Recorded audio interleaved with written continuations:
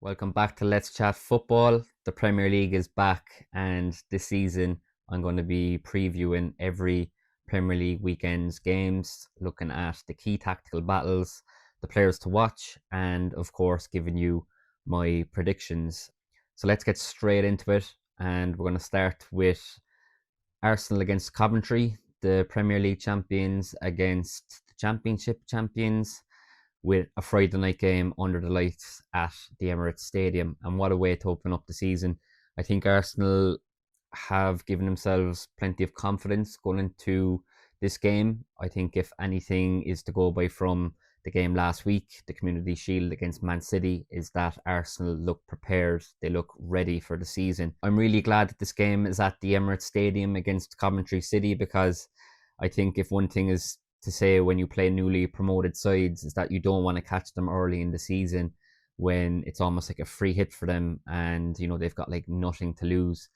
Coventry, they're back in the Premier League for the first time in 25 years, and I think Frank Lampard in this one, I think he's going to have to adapt his approach. I fully expect them to come a bit more pragmatically than playing the football, the kind of attacking football that got them promoted in the first place. Um, so that's what I'm going to be looking at in this game, is how compact and how organised can this Coventry City side be without the ball. I think Arsenal will probably go with the same side that started against Man City in the Community Shield, which would mean Lewis Skelly retains his place in the middle.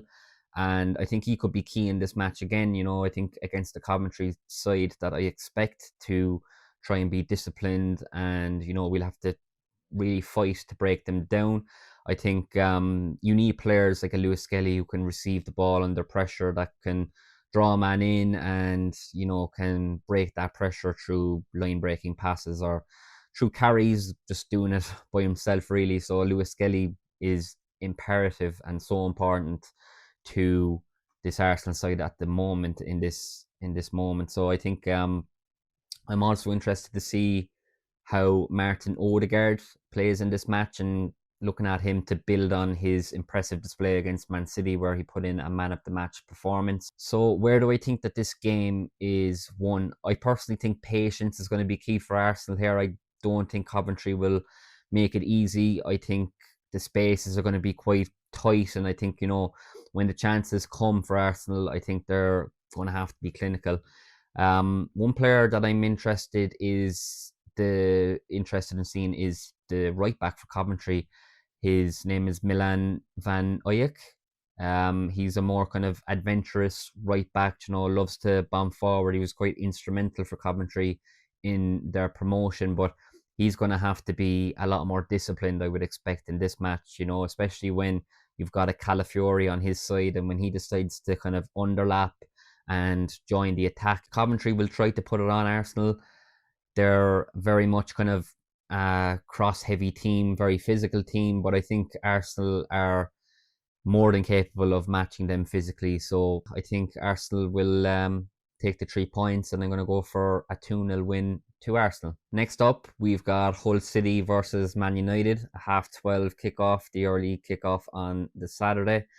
As I said earlier, I think when you catch these promoted sides early in the season, at home, first game, I think it's not ideal. I'd expect Jakirovic, the Hull manager, to kind of adopt the same approach what we saw in the playoffs. I think, he adopted a 5 at the back system, or 3 at the back, 5 at the back, whichever way you want to kind of look at it. They're a very kind of physical side. I think, they're comfortable without the ball.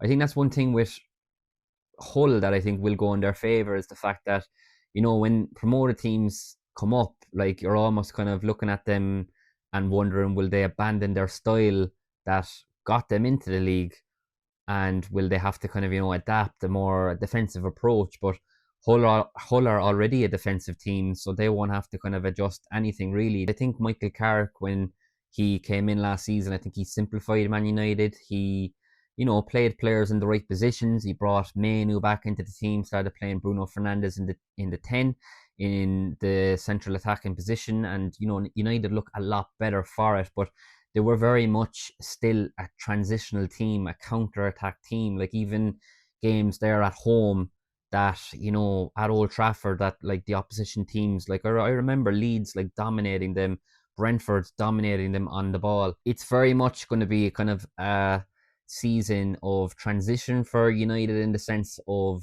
their philosophy and the way that they want to play and the way that Carrick wants to play. And I think the transfer business that they've done so far suggests that, bringing in a Santos and bringing in a Tielemans, they're more kind of ball playing midfielders. I'm looking at the matchups here, like Ollie McBurney, he's an absolute nuisance up top. And I'm wondering, does United maybe bring in Harry Maguire again? Does he stay in the defence? I think he's kind of more equipped at dealing with a McBurney. If he doesn't, I think those United defenders, I think they could be in for a tough afternoon. I think, first game of the season, Hull with their supporters, nobody expects anything. I think it could be a case that Carrick's system and what he wants to bring to this United team, the evolution of this United team, I think it could have some growing pains at the start, as they move from one approach to the other. So yeah, I'm going to go for the upset and Hull to beat Man United 1-0. The next game is Nottingham Forest against Leeds, 3 o'clock on the Saturday afternoon. Not going to spend too much time on this one, but there's a couple of tactical things that I want to kind of address with this match and looking at both teams moving forward and the way that they want to approach this season. And one thing for Forest is it's a bit of a change for them this year, with Oliver Glasner coming in and changing to a 3 at the back, 5 at the back system with wing backs. I think this system is going to suit Morgan Gibbs-White so much. He's probably going to be in that kind of left forward half space area behind the striker. Nico Williams is another player that I think could thrive in this environment. He's a natural wing back by trade, and I think he's going to be primed with maintaining that width for Forest on that left hand side.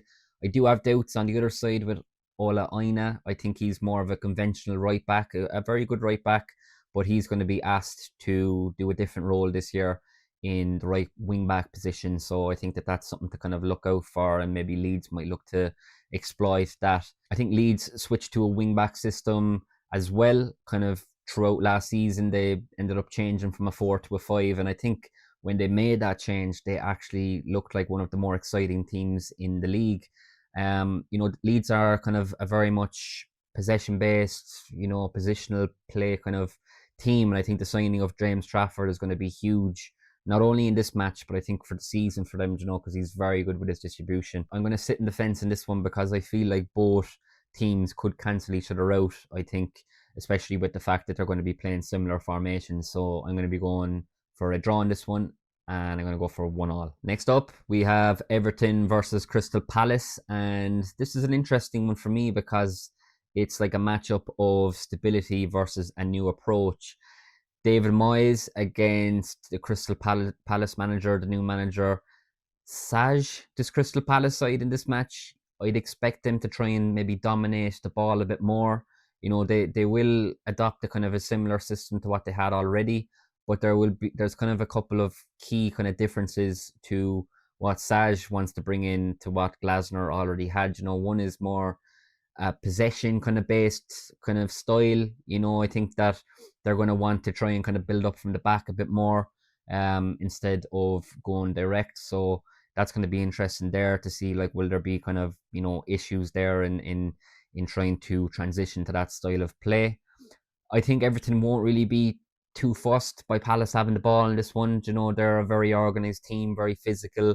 They're brilliant at defending their box when you've got lads like Tarkowski, Keane, Brantwaite when he's fit, O'Brien. You just know what you're going to get from them. They're going to love like defending their box from crosses and clearing things away. So I think this is ultimately all going to come down to whether Palace's new ideas can develop. Have they had enough time to develop? And I think when you're coming up against an Everton side that is organised, they know who they are, they're settled. I just think that could be a terrible game for Palace in this one, and that's why I'm backing Everton to win this one 2-1. Next up then is Ipswich at home to Sunderland. I see quite a mad comparison between the two teams. just looking on it from the outside, Ipswich, they came up a few seasons ago. I think they tried to play this attacking style of play that they had success with in the Championship, but they tried to bring it into the Premier League. It didn't really work, and I think eventually they ended up getting caught out defensively. Sunderland, then, on the other hand, when they got promoted, they tried a different approach when they come up to the Premier League. And I think Regis Labrie, he made Sunderland very hard to beat last season. They were one of the standout teams in the league. And, they ended up having an unbelievable overachieving season with qualifying for the Europa League. And it showed that pragmatic kind of defensive approach is effective. So I'm looking now at Ipswich. They're after getting rid of McKenna. Gary O'Neill is coming in. He's very much a more pragmatic type coach.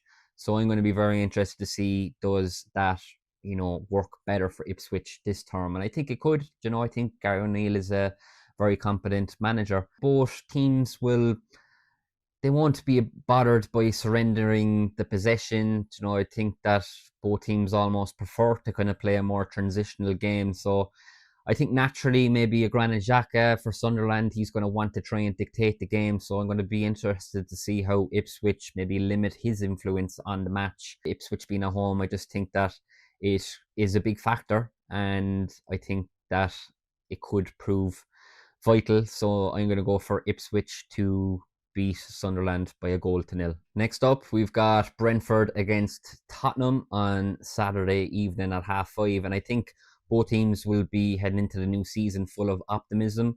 I think Keith Andrews, he done a brilliant job last term. He showed his worth following on from the foundations that Thomas Frank had built, and he's really progressed this Brentford side, and he'll be looking to kind of do that again next term.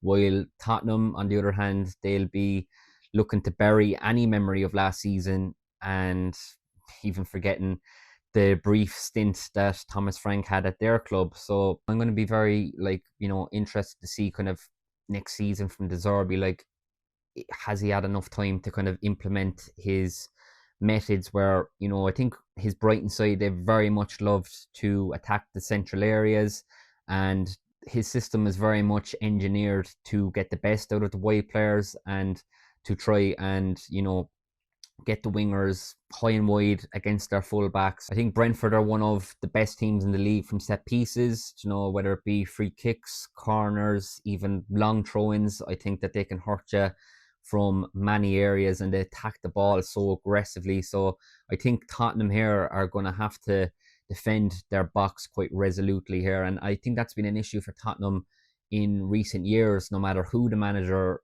is or was. To be honest with you, I think it's been an issue for them in terms of defending crosses and defending pressure when it comes into their penalty area. So I'm going to be very, very interested to see how they cope there, because that's a potential weakness of Tottenham that Brentford will look to exploit, and they're going to come up against a team here, Tottenham, that will test it to the max. After all of my analysis on this game, I'm going to go for a 0-0 draw. Next up, we've got Brighton at home to Villa on the Sunday, and I think this could be a very kind of damning weekend for Villa, to be honest with you.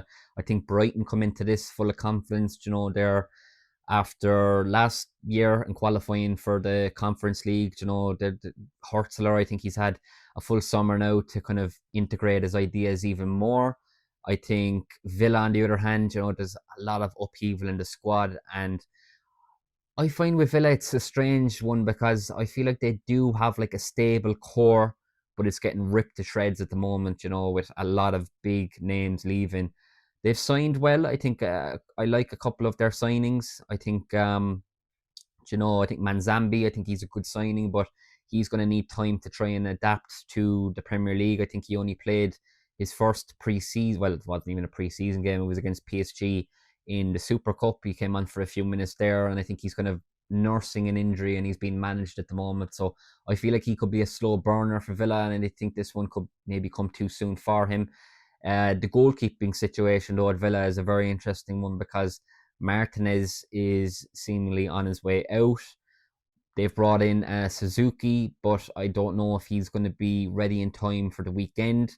If he's not ready, then I'd fully expect Bezo to come in, and he's a kind of more conservative keeper with his build-up play. I think, he's not going to want to take much risks there. So I think Brighton are going to try and, aggressively press him there and force him into long clearances, inaccurate long balls, and I fully expect like Brighton's new signing Vuskovic, who they signed from Tottenham, to dominate early, win the second balls, and try and regain, a foothold in the game through a Pascal Gross or an Ayari or a Hilshawood, whoever's in the centre there for Brighton.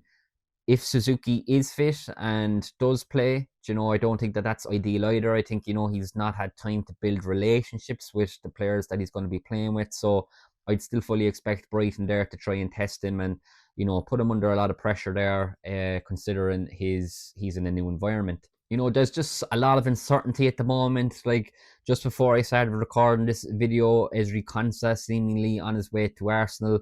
There's a lot of uncertainty about Ollie Watkins' future as well. So there's just a lot of question marks at Villa at this current time, and I think that Brighton could definitely exploit that uncertainty. So I think Brighton will press them. I think, they're going to win the ball in good areas, and I think they'll have enough control to beat Aston Villa. So I'm going to go for Brighton 3, Aston Villa 1. Next up, we have Man City versus Bournemouth. This is a very interesting one for me because we've got Enzo Maresca coming in replace of Pep Guardiola, and we've got Marco Rose who's succeeding Andoni Iraola. I feel like the transition from Guardiola to Maresca, there's a bit more of a rebuild there than that transition from Iraola to Marco Rose, because like Maresca, I think, yes, he is a Pep disciple. He was once in the coaching staff at Man City, but he's got different methods to what Pep Guardiola did. He's a bit more kind of rigid with the positional play, especially from his wingers, and I think he likes his goalkeeper to be a big part of his build-up. Rose feels like a natural successor to Iraola in the sense that his teams love to press and they want to press aggressively. Bournemouth last year were one of the more kind of pressing teams in the league. They were the best at it. I think that's not going to change here. I think there's just going to be a couple of tweaks that maybe Rose will have tactically, in terms of the positions of his players. I think that, the wide players on the Rose, seemingly they will be asked to kind of drift more in field, have their back to goal. So it's going to be interesting to see how some of the wide players fared there. Bournemouth could go a bit more direct this season. I think the signing of Antonio Silva has only kind of highlighted that. I think we've already seen Antonio Silva hit those long direct balls in pre-season, and I think that him replacing Senesi, I think it's going to be quite a hard kind of act to follow. He's going to be up against Haaland here in this one, who's going to test him physically, but I think he can offer something to Bournemouth in an attacking sense. Marco Rose ideally wants his fullbacks, to provide the weight and get high, but I'm wondering in this one, do they be a bit more conservative? The fact that they're playing City away in the first game. City, they kind of got a bit embarrassed last week against Arsenal, losing 3-0 in the manner that they did. I think that, it just wasn't good enough. I think that losing Rodri is obviously such a massive factor for them, and City's transition from their midfield of having like a single pivot and a couple of players either side to now what's seemingly going to be a double pivot and maybe a player in front of that double pivot. But I just like, the players that they currently have available, with Anderson brought in, Kovacic started the game last week, they're just different profiles to what, like, they're not Rodri, is basically what I'm getting at. Like, so I think that I think Bournemouth will sense that. I think they'll sense an opportunity here, and that's why I'm going to go for a shock in this one. I'm going to go against the grain, but I think I have logic behind it. I just feel like Bournemouth, it's a bit more of a natural progression to go to this new manager, whereas with Maresca, I feel like there's a lot of work to do to, for City to be good under his system. So I'm going to go for Man City 1, Bournemouth 3. Second last, we have Newcastle against Liverpool at St. James's Park, 4:30 game on the Sunday. And I think both new managers here are going to want to really get off to a good start. Joisla is the new manager for Newcastle, and for Liverpool, Iriola has taken over from Slot. Some differences what we might see from the new manager is that like he very much wants his wide players to kind of, you know, express themselves a bit more. There's a bit more kind of dynamism in the wide areas, so I'm going to be looking there to see Harvey Barnes, Elanga. I think they've bought a new winger, Torre. How they will fare in this system. That's another thing with Liverpool is, you know, they're going through change as well. They're changing from Slots kind of more possession based kind of team to going back to a more kind of rock and roll style football like what they had under Klopp. You know, I think that that's something what the fans wanted for a long time. Lewis Miley, I think he's in for a big season this year. Unfortunately for him, he's had a lot of the leaders around him leave the club, so he's going to have to step up and he's going to have to put in performances for the Newcastle side, his like local team. And I think that, like, you know, he's going to have big responsibility. But the fact that this game is in St. James's Park, I think if Newcastle could get off to a flyer here, I think that it could change the outlook and change projection of the season. That many feel like that, you know, they're going to struggle, but I think that if they could get the 3 points there, I think it could start to look a lot different. And I think Newcastle owe Liverpool one at St. James's Park, to be honest with you.